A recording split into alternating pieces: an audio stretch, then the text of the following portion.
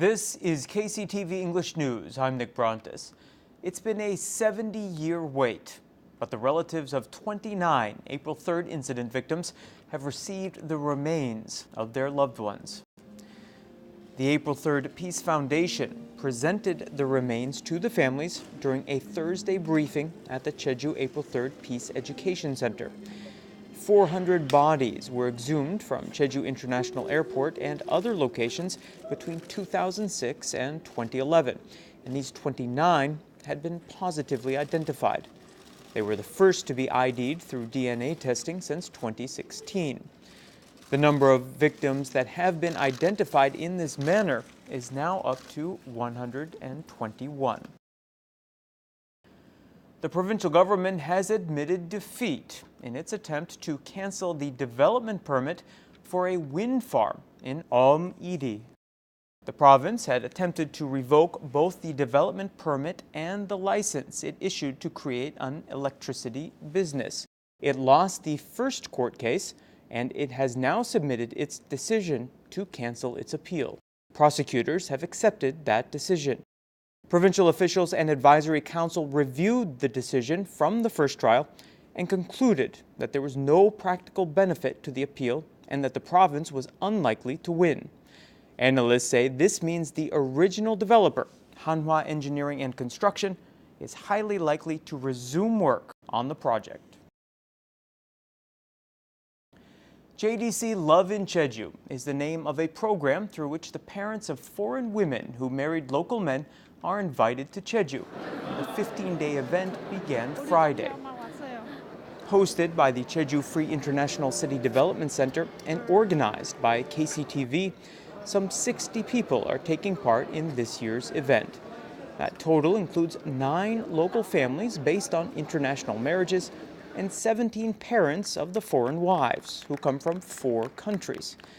Organizers say that over the next couple of weeks, the foreign parents will create unforgettable memories with their daughters who moved to Jeju to marry local men. The JDC and KCTV have been working on Love in Jeju as a way to give back to local society since 2015. Jeju City is launching a campaign designed to bolster public order, and it will begin cracking down on violations next year. At a Thursday briefing at City Hall, Mayor Go Hee-bum said there are an increasing number of problems related to the environment, transportation, and the city's roads. He said members of the public will take part in the campaign. Beginning next year, 1,000 local citizens will act as public order guards and be sent out to look for violations. They will work in conjunction with an administrative crackdown. Jeju City will hold a proclamation ceremony Thursday at Hala Gymnasium to outline its basic public order agenda. There will be a major island-wide fire drill at 2 p.m. on Tuesday. The civil defense training will include the simulation of a fire outbreak. At the same time, emergency alarms and/or broadcasts will be activated in each building for 20 minutes. Authorities will review the evacuation plans at schools, facilities for the disabled, and other places deemed particularly vulnerable to fires. Officials are also encouraging large retailers, cinemas, and other multi-use facilities to take part in the drill. It's time again for Film Focus. Here's Mike Laidman with what's new in local theaters. Check your neck. You got a pulse? Well, that's good. That means there's no reason to miss out on the 2 new movies that have opened this week. Unless, that is, you're just not into them. That excuse will always fly. Don't let your friends tell you otherwise. First, it's Tully, starring Charlize Theron, to be followed by Fahrenheit 11/9, a scathing documentary about the Trump administration from filmmaker Michael Moore.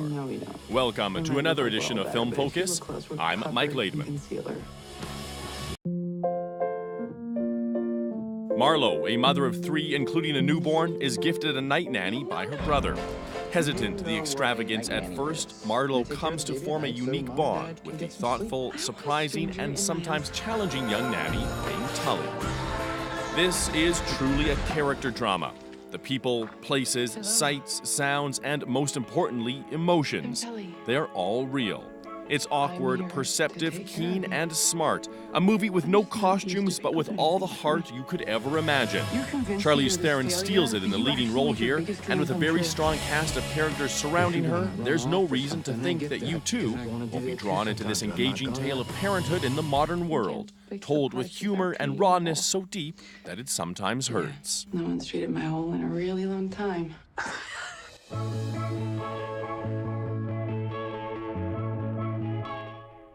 I hate some of these people, but I'd never kill them.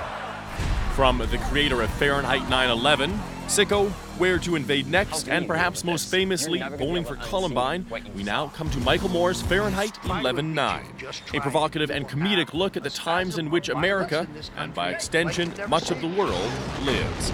It explores the two most important questions of the Trump era. How the expletive did we get here, and how the expletive do we get out? So if you're in the mood for a documentary that's sure to stir some thoughts here and there and provide for some very interesting dinner table conversation, this will undoubtedly satisfy. However, Fahrenheit 11/9 does rehash a lot of Moore's previous political views, so if you've seen his other work, then there won't be any surprises here. Taken as individual scenes, parts of this movie can be considered to be some of the filmmaker's best work. But taken as a whole, it falls apart a bit, lacking the cohesiveness needed to really make a documentary of this type take hold and inspire change. Ladies and gentlemen, the last president of the United States.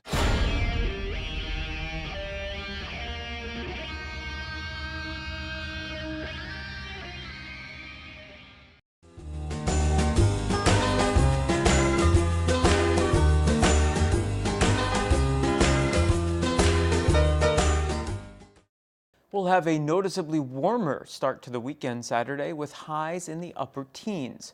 For more, here's your forecast. The morning low in Jeju City will be 10 and the afternoon high 18 degrees.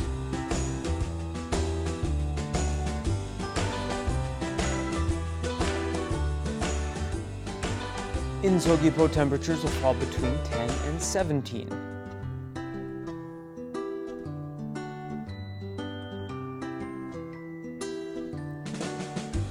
In Seongsan, the low before lunch will be 9 and the high later on 19 degrees.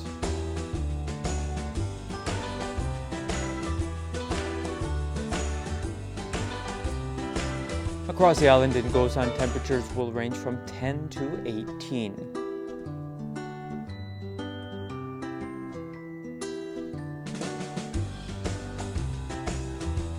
And the morning low up on the mountain at Songpanak will be 5, and the afternoon high 11 degrees.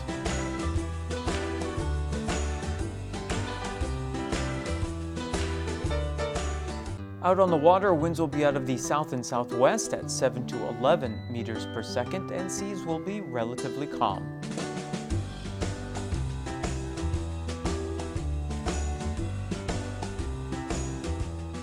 And here's a look ahead into next week. That brings us to the end of today's broadcast. Thank you for tuning in, and I hope you'll join me next time. Don't forget to visit us online at eng.kctvjeju.com. 시청자 여러분, 고맙습니다.